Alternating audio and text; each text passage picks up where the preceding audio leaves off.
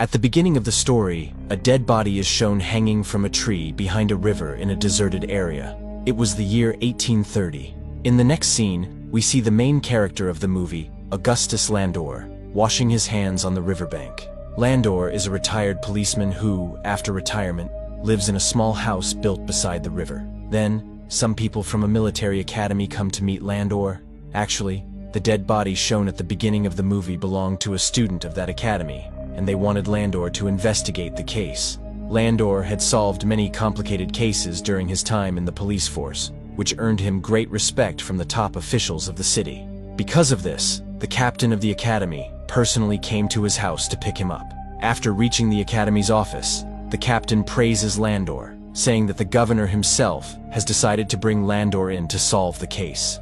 Although Landor was a very successful policeman, in the past few years, he had faced a mountain of sorrow in his personal life. His wife had died 3 years ago, and his daughter had run away from home with someone. Because of this, he began to feel very lonely. Due to his loneliness, Landor started drinking and became dependent on alcohol. The colonel was already aware of the problems in Landor's personal life, so he felt uneasy about giving him such a big responsibility in this difficult situation.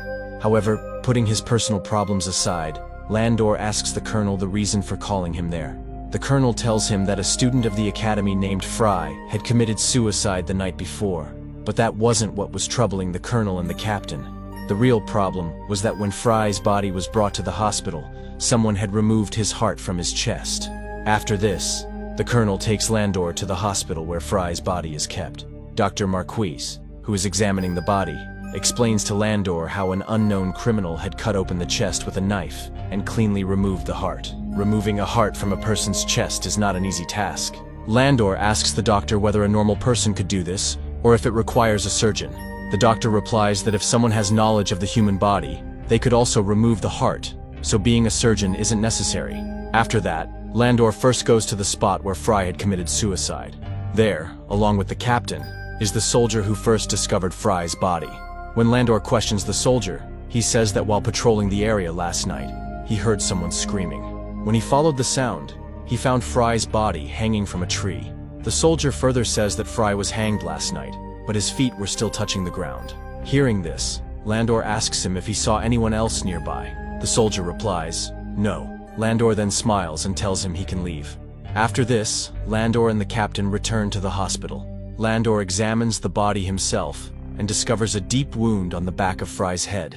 He also finds injuries on Fry's hands, which were probably caused when he tried to free himself while being hanged. From this, it can be assumed that Fry didn't kill himself, but someone forcibly hung him on the tree. Meanwhile, the doctor arrives. When Landor and the doctor look at the injury on Fry's head, the doctor is surprised that he didn't notice such a serious wound before. Then, Landor and the doctor open Fry's clenched fist and find a piece of paper inside with some letters written on it. The doctor is shocked that such important information had escaped his attention. The paper Landor found could be a big clue. He takes the letter and prepares to leave, but the captain stops him. The captain asks Landor to investigate the case secretly. He doesn't want the academy's reputation to be ruined because of Fry's murder. He also strictly warns Landor not to drink any alcohol until the case is solved. Landor had already become infamous in the city as a drunkard. After agreeing to all of the captain's conditions, Landor begins his investigation. He returns to the place where Fry's body was found and starts searching for clues. While investigating, a student from the academy shows up. The cadet's name is Edgar. Edgar tells Landor that he has also been trying to investigate Fry's case in his own way, and he believes that Fry's killer is a poet. Saying this, he leaves. Later, Landor questions the constable who was guarding Fry's body in the hospital when the heart was stolen. The constable tells Landor that he was on duty until 2:30 a.m. At that time, an officer came and discharged him. However, because it was dark, the constable couldn't see the officer's face. Landor is surprised to hear this. The constable also mentions something strange. He noticed that the officer didn't have a rank badge on his shoulder, which is normally a matter of shame for any officer. This makes Landor even more puzzled, so he goes to a bar to calm his mind. Landor knew the bartender, Patsy, very well. Today, Patsy was feeling a bit upset. When Landor asks her the reason for her worry, Patsy tells him that she knew Fry very well and is very saddened by his death. She adds that only a few special people in the academy knew about Fry's death. Landor is surprised and asks Patsy how she came to know about the incident. Patsy points to a man sitting in the bar. Landor sees that it's none other than Edgar, the same person who had told him that Fry's murderer was a poet. Landor asks Edgar why he said that. Edgar, in his poetic style, says that only a poet could think of committing a crime like stealing someone's heart. He adds that he himself is a poet, so he knows how a poet thinks. Landor realizes that Edgar is speaking under the influence of alcohol. As Landor is about to leave, Edgar stops and tells him a secret. Some time ago, Fry had a fight with his roommate, but no one knows what the fight was about. The next day, Landor and the captain bring in 2 soldiers for questioning. One of them was Fry's roommate. Landor asks him about the fight between him and Fry. The roommate replies that there was never a serious fight between them. He says that Fry had fallen into bad company, and he was only trying to guide him back onto the right path. They had a small argument about this. However, Fry's roommate didn't know who those bad friends were. Fry never shared their names with him. Landor takes his statement and allows him to return to his room. After this, they question another soldier named Stoddard, who was the last person to meet Fry before his death. When Landor asks him about Fry, Stoddard says that Fry was in a hurry that night and was sneaking away from the officers. Fry didn't tell him where he was going. He only said that he had some important work. While Stoddard was telling this, his face turned pale, which made Landor suspicious of him. At that time, Stoddard wasn't feeling well, so Landor gave him permission to leave. Just then, an officer brings a message for the captain. It said that someone had taken out the hearts of a cow and a goat the night before. After reading this news, the captain becomes furious and, to prevent any more killings, he declares a complete lockdown of the academy. However, Landor and Edgar meet outside the academy, ignoring the rules. Landor had assumed that Edgar must have known Fry well, but Edgar says he had never even met Fry. Landor then proposes working together to solve the case. Edgar immediately agrees. After that, Landor gives him the letter found in Fry's hand and asks him to try to understand and complete the incomplete words written in it, then leaves. That night, Edgar visits Landor's house and tells him he has decoded part of the letter. According to the letter, the killer had written it himself and invited Fry to the place where he would be killed, under the pretense of some important work. This clearly meant that Fry knew the killer well. That's why he agreed to meet without hesitation. Landor is very impressed by Edgar's observation, but there were still some incomplete parts in the letter, so Landor and Edgar work together to decode them. After trying for a long time, they conclude that the person who sent the letter was likely a woman. They believe that a young boy would only leave the academy at such a late hour for a woman. Edgar tells Landor that if the killer is a woman, then he might have seen her before. Edgar then shares a secret about his life. He says that his mother died 20 years ago, but her spirit still talks to him. She recites poems to him every night, which Edgar writes in his diary. One morning he wrote a poem about a sad girl who had committed a crime. That same morning, Edgar saw a girl outside his window who looked exactly like the one described in the poem. That's why Edgar thought that the girl might be the killer. He says he only saw the girl once. However, all of this sounds unbelievable to Landor, and he begins to think that Edgar is mad. Later that night, while Landor is in the arms of the bartender Patsy, he asks her about Edgar. Patsy tells him that Edgar is a good boy, and he has no one in this world. That's why he feels his mother's presence in everything, just to feel like she's still with him. Hearing this, Landor feels very sorry for Edgar, because he understands what it's like to be alone in the world. The next day, while Landor is investigating something at the hospital, a thought strikes him. Why would someone want to keep another person's heart? After thinking deeply, Landor begins to believe that this murder may be connected to black magic. He writes a letter to Edgar, asking him to meet at an old, deserted house. By chance, Landor finds evidence of black magic in the house, along with a demonic symbol. By the time Edgar reaches there, Landor finds out that the killer was taking out the hearts of people and animals for black magic rituals. After learning this, Landor and Edgar immediately go to one of their friends who knows a lot about black magic. Landor's friend tells him to take out a book from the bookshelf. The book was written by a famous witch hunter. It was written in the book that one of the rituals to please the devil is to offer the heart of a hanged man to the devil. Along with this, the friend tells Landor that many years ago there was a famous witch hunter named Henry Leclerc, who had killed about 700 witches. He had written another book in which he described a ritual to become immortal. However, nobody knows where that book is now. After this, Landor tells Edgar to go and make friends with the soldiers and try to find out who among them knows about black magic. Edgar does exactly that. he becomes friends with a group of soldiers and learns that the doctor's son, Artemis, knows about black magic. On some excuse, Edgar meets Artemis and becomes friends with him. One day, Artemis invites Edgar to a party. Edgar tells everything to Landor as well. From then on, Landor and Edgar start investigating Artemis together. That night, Edgar goes to Artemis's party, where some of Artemis's friends are also present. Edgar befriends them by reciting colorful poetry to them. While talking, Edgar learns that Artemis and his friend Bellinger both knew Fry very well. He also finds out that Fry was in love with Artemis's sister, but she betrayed him in love. On the other hand, while Landor was sleeping, he heard someone crying. When he gets closer, he sees his own daughter crying there. She was crying a lot, but she disappeared the very next moment. Landor becomes very upset and starts crying, remembering his daughter. Since the separation from his daughter, such emotional incidents had become common for Landor. The next morning, during Fry's funeral, Fry's mother comes to Landor and gives him Fry's diary, hoping it would help with the investigation. Everything inside the diary was written in a secret code. Understanding what was written in it was not an easy task, but Landor starts trying to decode it. Meanwhile, Edgar becomes friends with Artemis's sister, Leah, the same girl he had seen outside his window the morning he was writing the poem his mother told him. Edgar invites Leah to meet him at a deserted place so that he can investigate her. But after seeing Leah's beauty and innocence, Edgar himself falls in love with her. Suddenly, Leah starts suffering from epilepsy. She falls to the ground and starts writhing in pain. Seeing this, Edgar gets extremely scared.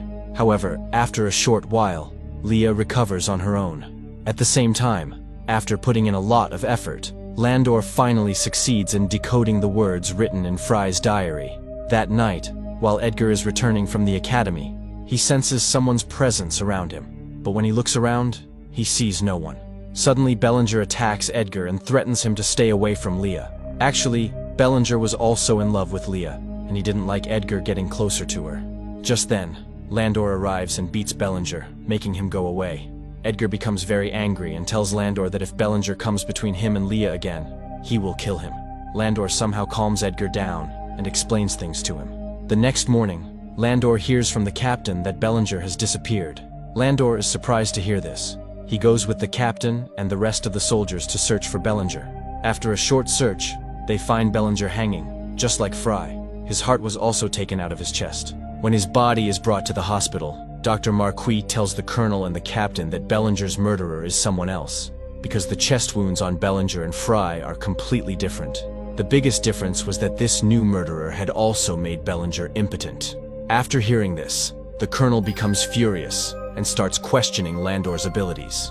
He scolds Landor, saying that even after so many efforts, Landor has not been able to find any solid evidence. Meanwhile, the captain tells Landor that he now fully suspects Edgar. The captain says that during dinner the previous day, Edgar was openly telling the soldiers about his fight with Bellinger, and he even threatened to kill Bellinger in front of everyone. Landor defends Edgar, saying he is a good boy. He must have said those things in anger, but he can't kill anyone. Then the captain tells Landor something surprising. He says that last summer, Edgar had also gotten into a fight with Fry. The colonel adds that he would have arrested Edgar a long time ago, but there is no solid evidence against him. Hearing this truth about Edgar, Landor is stunned. Once, Landor had asked Edgar about Fry, but Edgar clearly said he didn't know Fry. Now Landor goes straight to Edgar to ask the questions running through his mind. He scolds him angrily and tries to get the truth out of him. In his defense, Edgar says that ever since he joined the academy, he has had fights with dozens of boys because many people made fun of him for his face or personality. But he never let the feeling of revenge grow in his heart. Hearing Edgar's words, Landor also feels satisfied and believes that Edgar is innocent. Later that day, Dr. Marquis organizes a dinner at his house to mourn Bellinger's death. He invites both Landor and Edgar. Everyone is having dinner when suddenly Artemis forgets his manners and starts speaking rudely to Landor. Actually, he suspects that Landor had secretly searched his room. That's why he keeps insulting Landor. Seeing this behavior, Artemis's mother gets angry at him and leaves the dinner table. Right after her, Leah also gets up and leaves.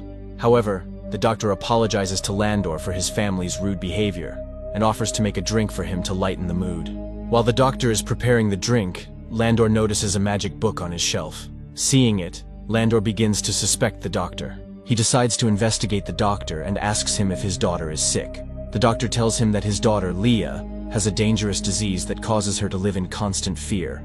Because of this illness, she hasn't married yet. While they are talking, Artemis comes to call them to listen to Leah's piano performance. But Landor says he wants to get some fresh air, and uses the moment to sneak away and search Artemis's room.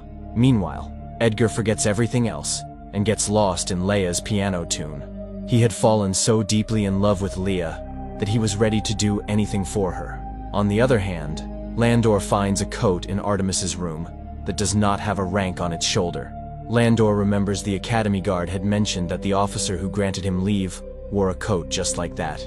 Then, Mrs. Marquis arrives there and is also surprised to see that coat.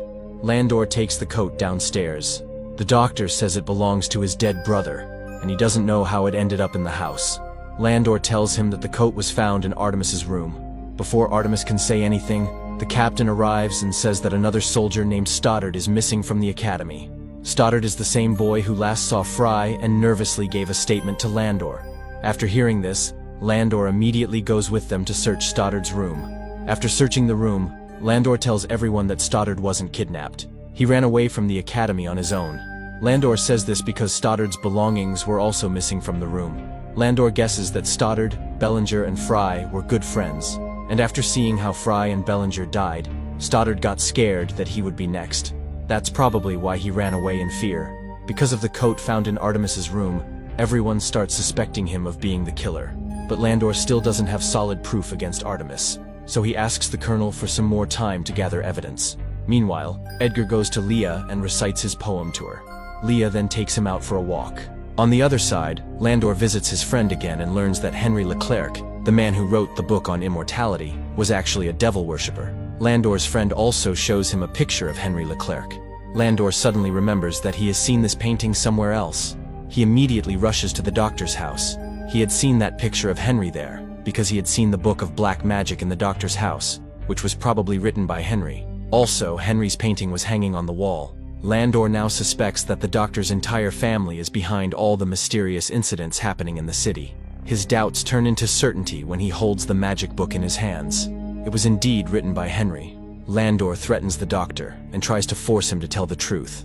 The doctor becomes frightened and begins to confess everything. The doctor tells Landor that his daughter Leah has a serious illness and only has about 3 months left to live. He tried every treatment to save her, but no medicine worked. Then one day, Leah told the doctor that her ancestor, Henry Leclerc, spoke to her and had shared a magical ritual that could make her immortal. According to the doctor, after performing the ritual, Leah actually started to recover. Seeing this, the entire family got involved in performing the ritual. As the doctor is explaining this to Landor, on the other side, his daughter, along with her mother and brother, is busy completing the ritual.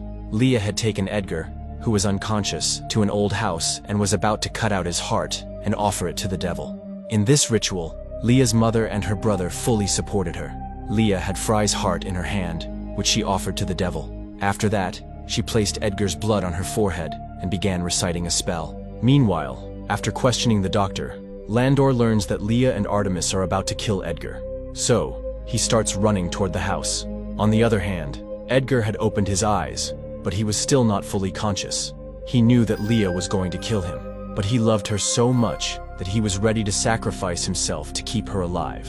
After this, Leah continues reciting the magic spell and moves forward to take out Edgar's heart. But before she can harm Edgar, Landor arrives. All three of them get scared when they see Landor and warn him to stay away by threatening him with a knife. Just then, a candle falls and sets the house on fire. A scuffle begins between Artemis and Landor. Leah keeps reciting the spell, but suddenly, a burning wooden beam falls on her and badly injures her. Seeing this, Artemis runs to save Leah. Taking advantage of the moment, Landor carries Edgar out of the burning house. Artemis and his mother were focused only on Leah when suddenly, a burning part of the house collapsed on them. Landor manages to save the doctor's wife, but Leah and Artemis are burned to ashes. Seeing Leah die, Edgar is deeply shocked. After this, Edgar is admitted to the Academy Hospital safely. It's revealed that Dr. Marquis had already resigned. The captain and the colonel thank Landor for solving the mystery and apologize for ever doubting him. After completing his duty, Landor returns home. But this story does not end here. A few days later, Edgar comes to Landor's house, fully recovered. He says he has found out something about Landor's daughter's death. Saying this, he walks inside.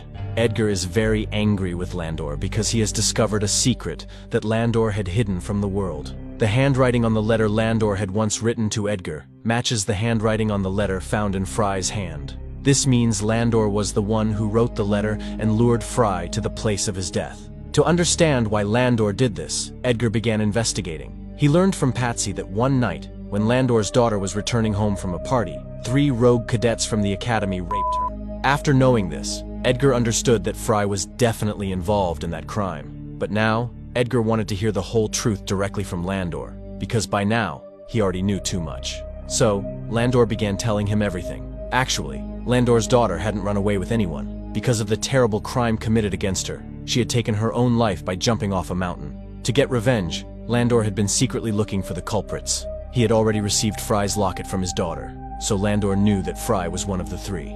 To kill Fry, he wrote a letter in Patsy's name and called Fry out of the academy. Then, Landor knocked him unconscious with his weapon, and later hanged him from a tree. He had also asked Fry for the names of the other 2 boys, but Fry didn't reveal anything. Then, Landor heard someone approaching, and he had to run away. Landor was lucky, because that same night, the doctor had taken out Fry's heart for a black magic ritual. It felt as though even God was helping Landor in punishing his daughter's rapists. Even the Colonel had chosen Landor to investigate Fry's death. Landor took advantage of that and claimed it was a case of black magic to hide his own crime. He then worked to frame the doctor's family, who were already obsessed with superstition. To make the whole case look like black magic, Landor had removed the hearts of animals himself. While decoding Fry's diary, Landor discovered the name of the second culprit, Bellinger. After that, he killed Bellinger and took out his heart too, so that it would seem like another black magic ritual, just like Fry's murder. Landor had beaten Bellinger and forced him to reveal the name of the 3rd culprit, Stoddard. But before Landor could kill him, Stoddard ran away from the academy in fear. Edgar asks Landor why he didn't punish Stoddard.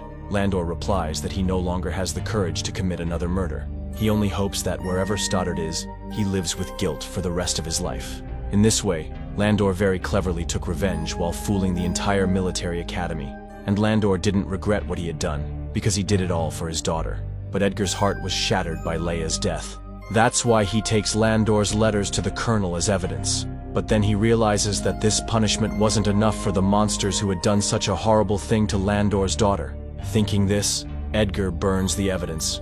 After all this, Landor had nothing left, except the memories of his daughter. That's why, in the end, he goes to stand at the top of the mountain, to reunite with his family. Friends, if you liked this video and got lost in the story while watching, then please subscribe to support us, so we can keep bringing you more videos like this. Thanks for watching.